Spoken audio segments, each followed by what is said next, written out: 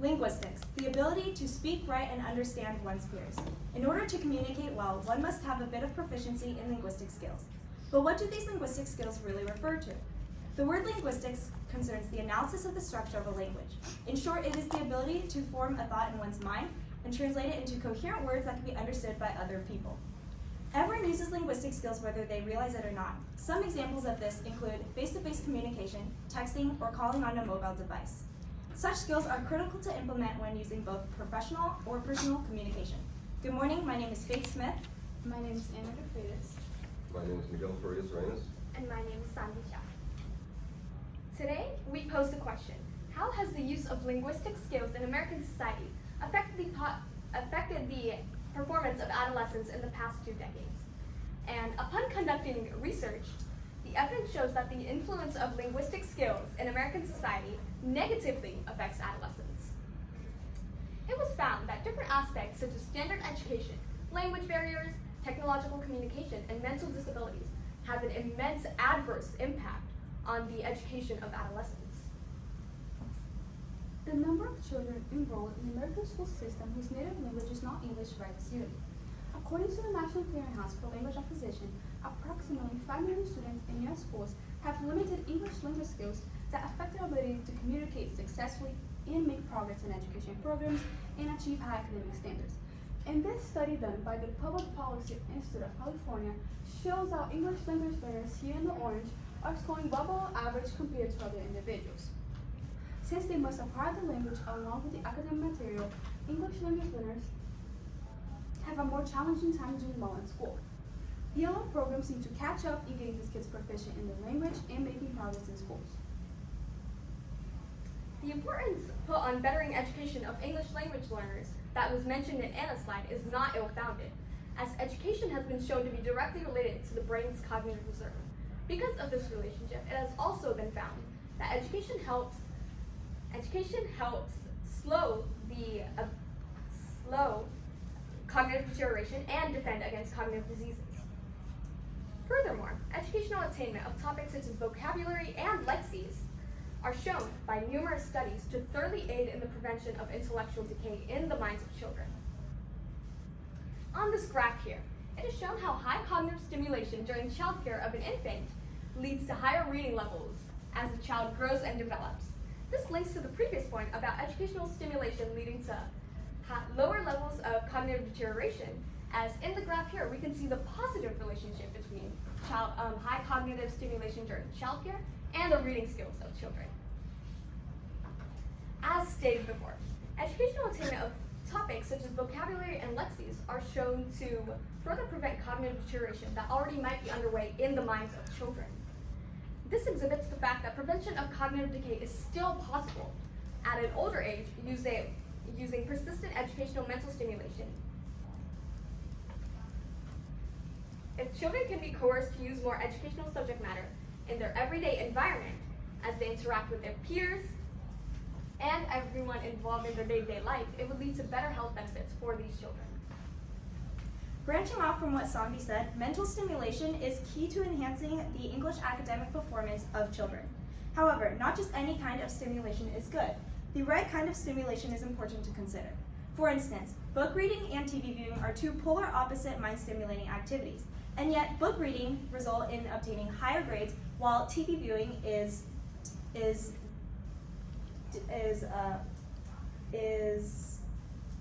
destructive to the minds of young children. In 2016, the AAP, the American Academy of Pediatrics, released new guidelines that recommended limiting screen time for children to 1 hour a day. This study from The Ohio State University studies the inverse association between reading and TV viewing using data from 2 samples, national depicted here in dark gray and rural in light gray. Over 9,000 children were surveyed in this sample, of which almost all children watched an average of 2 hours of TV per day, which is more than double the AAP's recommended daily viewing dosage. Further, no matter being surveyed on a national or rural scale, the trend remained the same. Children who spent more time watching TV spent less time reading. This instigates a negative impact as too much TV viewing limits a child's time pocket to do other more mind-stimulating activities, such as studying, reading, socializing, playing, or exercising. To expand, Dr. Deacon references a study analyzing research consisting of children between the ages of 10 and 12. The results show that competent texters are better English spellers and readers. However, on the other hand, incompetent texters report badly on their literary skills. This is shown through the quote here. While this might imply that good texters are good at spelling and grammar, it also insinuates that bad texters are bad at spelling and grammar, thus further lowering their academic ability to perform well in English classes. Continuously typing and spelling words by abbreviating them can have a subconscious effect on the writing and even speaking ability of young, impressionable students. Based on the level of academic rigor and English content a child receives in their early years of development, it can heavily influence their verbiage or diction. Not only can language barriers affect effective communication, as Anna mentioned, but certain disorders and neurodivergence can as well. Research by the National Institute of Health reveals that there are around 45 million people in the United States with autism, a form of neurodivergence that makes their minds work differently from what is considered the baseline of human behavior. And another 15 million have speech disorders, which interfere with their ability to speak properly, such as having a stutter. Yet 77 and 47% of autistic or intellectually disabled students, respectively, are effectively neglected in planning for education past high school. These abnormally high statistics seem to indicate that something is going wrong within high school or earlier that somehow interferes with their experience and performance in school. Indeed, research by Dr. Marcia Eckert, a diagnostician and therapist specializing in neurodivergence, reveals that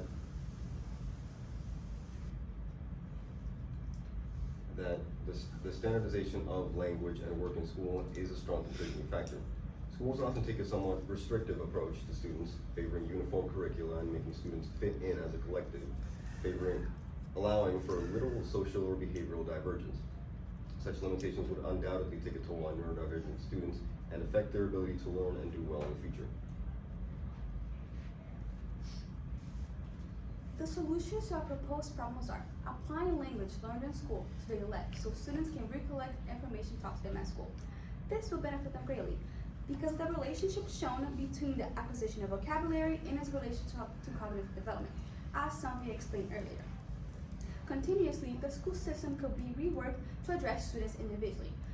Mentioned previously by Miguel, the one-size-fits-all approach some schools take is not effective and can in fact work against neurodivergent students. So schools must take a look at students individually as a person and devise numerous strategies that are effective.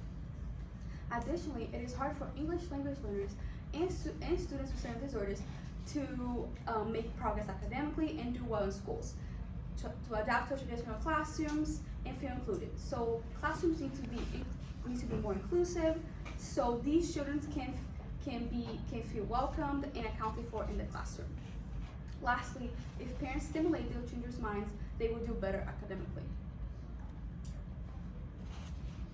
However, some of these solutions, such as encouraging mental stimulation and academic language, cannot be properly enforced. It would also be very difficult to do away with standardization in schools, since there would be many radically different teaching strategies that would make it difficult to grade students objectively. Such a system may also be difficult and costly to implement due to the differences between how students would be treated in the classroom. Thank you.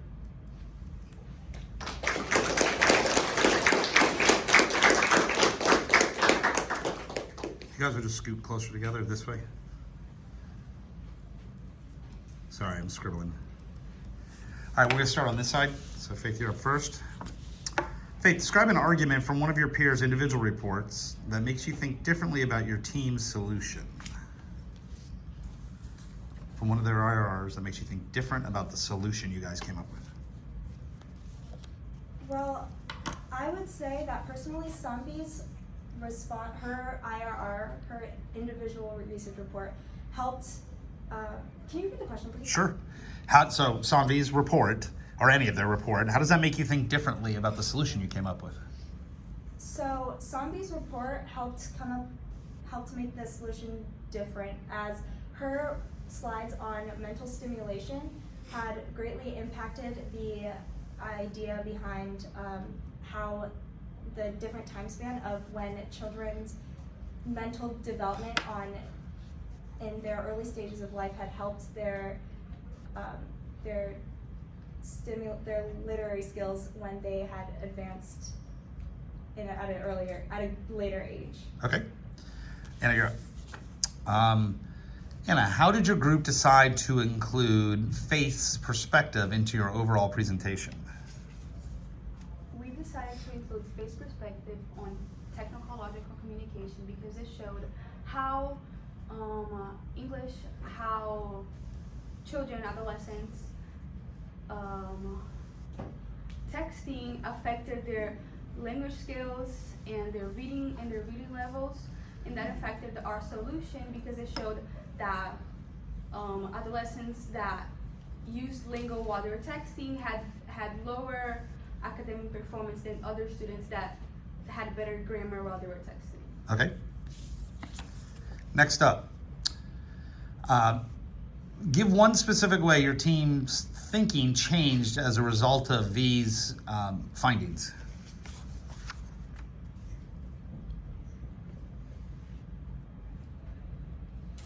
Can you repeat the question? Sure. So based on what she found in her report, tell me how that changed out the findings and information that you guys came up with. Well, Anna's research on language barriers helped me refine my own argument, because her research showed how school was also partly responsible for certain things that affect students and the things that have a negative effect on their academic performance. And I used some of those ideas in my own, I applied some of those ideas to my own research and my own slides. Okay, I asked about V, but that's fine. We'll stick with Anna. That's fine. And then last up, I thought you said the team.